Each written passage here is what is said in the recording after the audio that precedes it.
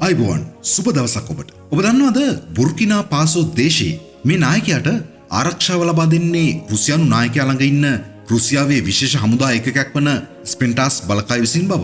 එහෙම නැත්නම් රුසියාවේ විශේෂ බලකාය විසින් බව. ඉතින් අදත් අපි ලෝකයේ වැදගත් වූ තොරතුරක් පිළිබඳව මේ ආකාරයට කතා කරන්නයි සූදානම් වෙන්නේ. මේ 360 ශ්‍රී ලංකා YouTube නාලිකාව. මම කතාව ආරම්භයේදීම ඔබට කිව්වනේ මේ රුසියාවේ සම්බන්ධය ගැන. 2023 වර්ෂයේ බුර්කිනා පාසෝ දේශයේ නායකයා වන කැප්ටන් ඉබ්‍රාහිම් ටවුරේගේ ඉල්ලීමක් අනුව රුසියානු විශේෂ බලකාය බුර්කිනා පාසෝ දේශයට ගොඩ බහිනවා.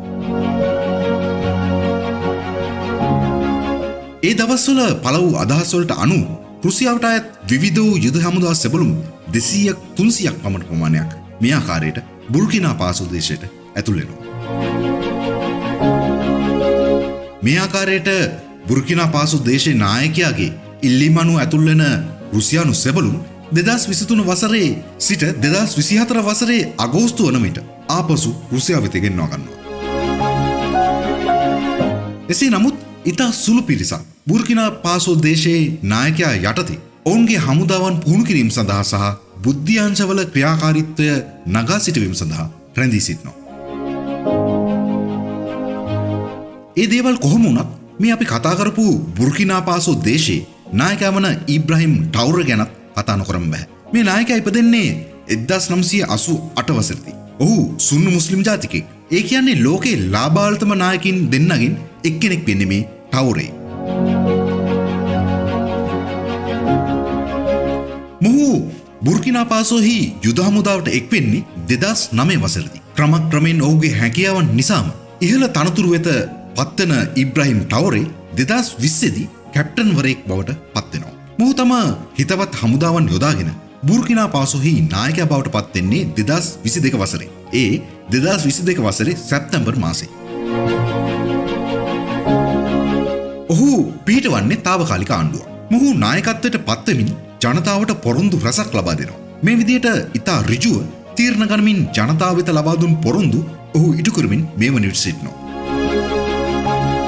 මොහු බුර්කිනා පාසෝ දේශයේ පාලනයට පත්වීමෙන් පසුව ලබා දුන් පොරොන්දු අනුව යමින් 2023 නොවැම්බර් මාසයේදී එරට ප්‍රථම රත්තරන් පිරිපහදු කිරීමේ ව්‍යාපෘතිය ඉදිකිරීමේ ආරම්භ කරනවා. මේ වන විට මොවුන් සිදු කරන්නේ සංශුද්ධ නොවූ නැත්නම් පිරිසුදු නොකළ පිරිපහදු නොකළ රත්තරන් අපනයනය කිරීමයි. මෙම ව්‍යාපෘතිය හේතුවෙන් වක්‍රාකාරව නව රැකියා 5000ක් පමණ ඇතිවන බවත් සඳහන් වෙනවා. මේ ආකාරයට ඉදිකරන රන් පිරිපහදුවෙන් දිනකට රත්තරන් කිලෝ 400ක් නිෂ්පාදනය කළ හැකි බවයි සඳහන් වෙන්නේ. එය සුවිශේෂී කාරණයක් වෙනවා. මේ වන විට එරට තුල රත්තරන් පුද්ගලිකව පිරිපහදු කර විදේශ රටවලට අපනයනය කිරීම තහනම් කරලායි තියෙන්නේ.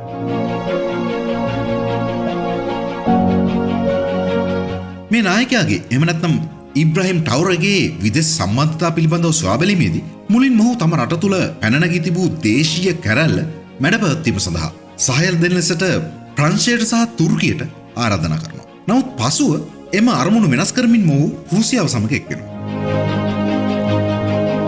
මේ වන විට මෙම ඉබ්‍රාහිම් ටවුරේ මුල් කරගත් බුර්කිනා පාසෝහි හමුදාව ජිහාඩ්වාදීන්ගේ ක්‍රියාකාරීත්වයට සහ ජිහාඩ්වාදීන්ට විරුද්ධව සටන් කිරීමට සූදානම්ව සිටිනවා. එම සටන් පුළුල් ලෙස සිදු කිරීමට ඔවුන් අපේක්ෂා කරනවා. ඉතින් අපි තවත් අලුත් වීඩියෝකින් තවත් මෙවැනි සුවිශේෂී කාරණයක් ගැන හොයා බලමු.